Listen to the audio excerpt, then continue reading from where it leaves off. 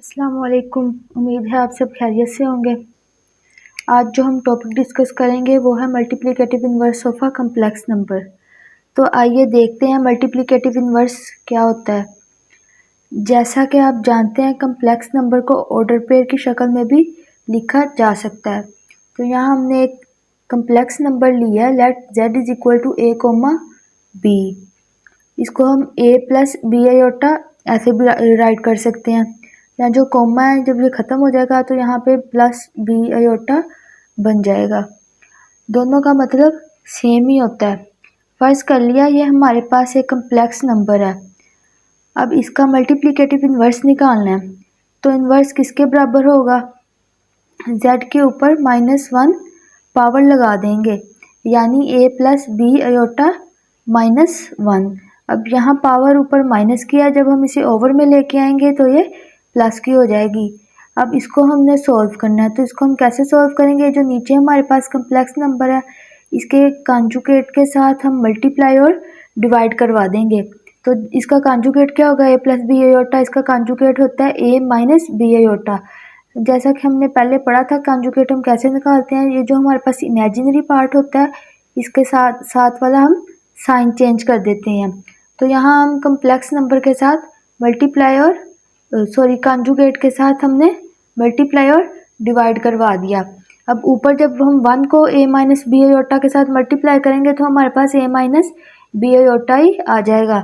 जब हम नीचे यहाँ हमारे पास फॉर्मूला बन रहा है a प्लस बी और a माइनस बी का, जो कि हमारे पास इक्वल होता है a square minus b square के। a square minus b square हमारे पास किसके इक्वल होता है? a प्लस बी और a माइनस बी के। तो यहाँ हमारे पास यही फॉर्मूला बन रहा है। तो यहाँ से हमारे पास a का स्क्वायर आ जाएगा माइनस b का स्क्वायर आ गया। तो ऊपर वाली वैल्यू हमारे पास सेम एज इट इज रहेगी। ये जो नीचे वाली वैल्यू है इसका हमने स्क्वायर निकाल उसके ब्रैकेट जब हमने खोल ली तो ऊपर a का स्क्वायर आ जाएगा माइनस, जब यहाँ हमने ब्रैकेट ओपन की तो यहाँ b का स्क्वायर और आयोटा का स्क्वायर अलग अलग हो जाएंगे। अब जैसा कि हमें पता है आयोटा स्क्वायर हमारे पास किसके इक्वल होता है? -1 के इक्वल होता है। तो आयोटा स्क्वायर की जगह -1 आ जाएगा, बाकी सारी वैल्यूज़ एज इट इज़ लिख लेंगे। इसके बाद नेक्स्ट स्टेप में हमारे पास जब हमने -1 लिखा तो ये माइनस इस माइनस के साथ मिलके प्लस हो जाएगा। यहाँ से हमारे पास a square plus b square बन जाएगा डिनोमिनेटर में। इसको हम ऐसे भी राइट कर सकते हैं। अब a को a के ओवर में ये पूरी वैल्यू है और माइनस बी आयोटा के ओवर में भी ये पूरी वैल्यू, तो हम इसको अलग अलग करके लिख लेंगे। a over a square plus b square minus b iota over a square plus b square. तो यहाँ से हम इसे ऑर्डर पेयर की फॉर्म में लिख लेते हैं। तो पहला हमारे पास ऑर्डर पेयर बनेगा a over a square plus b square comma, दूसरा बनेगा minus b over a square plus b square. अब ये फॉर्मूला आपने याद कर लेना है, इसकी मदद से हम एक्सरसाइज 1.1 के क्वेश्चन नंबर 1 को सॉल्व करेंगे। अब ये जो हमारे पास कम्प्लेक्स नंबर होगा a प्लस बी आयोटा या ऑर्डर पेयर की फॉर्म में a कोमा b, तो जो पहला नंबर होगा a इसे एज इट इज़ लिख लेंगे, ठीक है। उसके बाद ओवर में a इसका स्क्वायर लिख लेंगे प्लस b का स्क्वायर लिख लेंगे। उसके बाद कोमा, जो दूसरी टर्म होगी उसे हम उसका साइन चेंज करके लिखेंगे। अगर माइनस होगा तो प्लस लिखेंगे, प्लस होगा तो माइनस लिखेंगे, over a square plus b square. तो ये हमारे पास मल्टीप्लिकेटिव इन्वर्स का फॉर्मूला आ गया। अब हम एक्सरसाइज 1.1 को स्टार्ट करते हैं। तो उसका क्वेश्चन नंबर 1 है, find the multiplicative inverse of the following complex numbers. तो इसके बारे में अभी हमने देखा है, तो इसका आपको फॉर्मूला उम्मीद है आता होगा। मैं एक दफ़ा दोबारा बता देती हूँ। इसका जो हमने फॉर्मूला निकाला था वो था, यहाँ पे हम राइट कर लेते हैं, z inverse is equal to a over a square plus b square comma minus b over a square plus b square. अब इस फॉर्मूले की मदद से हमने इस क्वेश्चन को सॉल्व करना है। तो यहाँ से हम लेट कर लेते हैं इसको z के equal, z is equal to -4,7 मतलब कि हमारे पास इक्वल है a, b के। यहाँ से हमारे पास a की वैल्यू क्या बनेगी -4 और b की वैल्यू क्या बनेगी 7। अब a और b की वैल्यूज़ को हम इस फॉर्मूले में पुट कर लेते हैं।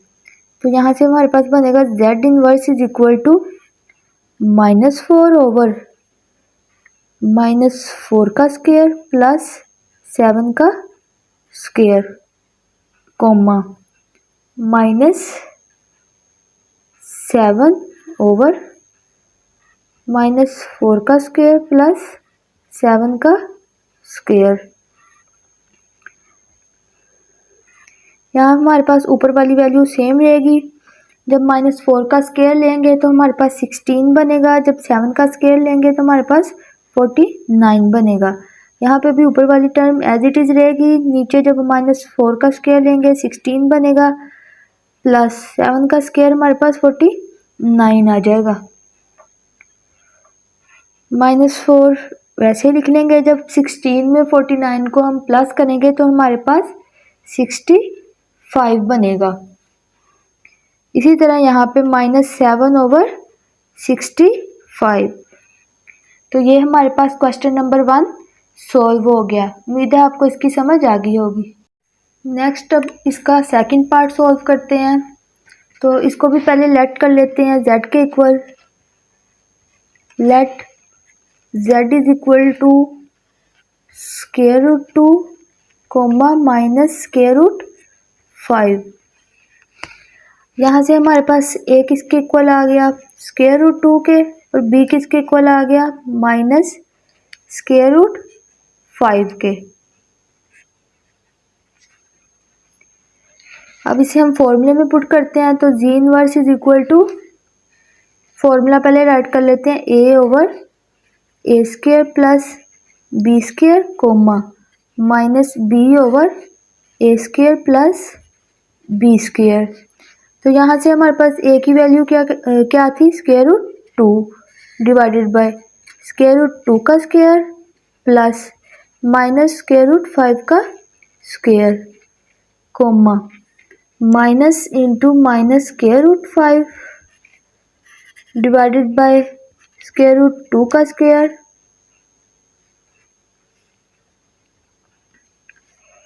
प्लस -√5।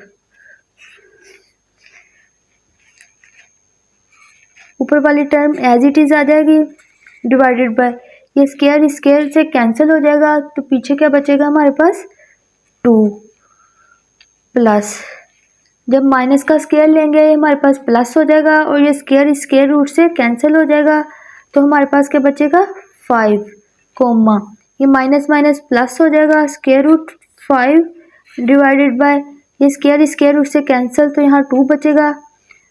जब माइनस का स्क्वायर लेंगे ये प्लस हो जाएगा, माइनस माइनस प्लस हो जाएगा, ये स्क्वायर रूट से कैंसिल तो यहाँ बचेगा हमारे पास 5।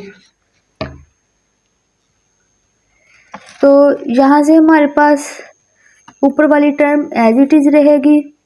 नीचे 2 + 5 हमारे पास कितना बन जाएगा 7 कोमा √5 डिवाइडेड बाय, यहाँ पे भी हमारे पास 2 + 5 7 बन जाएगा। तो ये हमारे पास आंसर आ गया। उम्मीद है आपको इसकी भी समझ आ गई होगी। अब हम नेक्स्ट पार्ट देखते हैं, पार्ट नंबर 3। वो है हमारे पास 1,0।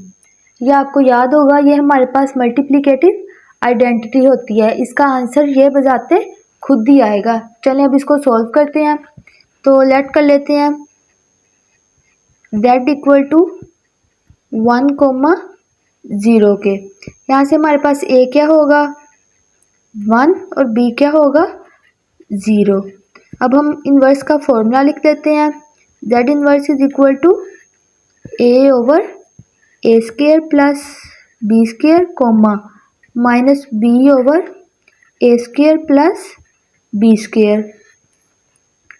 यहाँ a की वैल्यू हमारे पास क्या है 1 पुट कर लेंगे, नीचे भी 1 का स्क्वायर आ जाएगा प्लस b है 0 तो यहाँ पे 0 का स्क्वायर हो जाएगा कोमा माइनस ज़ीरो, क्योंकि b की वैल्यू हमारे पास ज़ीरो है, डिवाइडेड बाय a है हमारे पास वन का स्क्वायर आ जाएगा, प्लस b है ज़ीरो, तो यहाँ पे ज़ीरो का स्क्वायर आ जाएगा।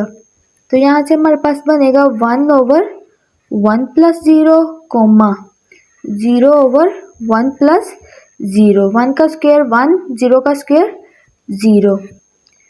तो ये हमारे पास बनेगा 1/1 कोमा 0/1, सॉरी यहाँ पे माइनस भी है। तो यहाँ से हमारे पास क्या वैल्यू बनेगी 1,0। उम्मीद है आपको आज के लेक्चर की समझ आ गई होगी।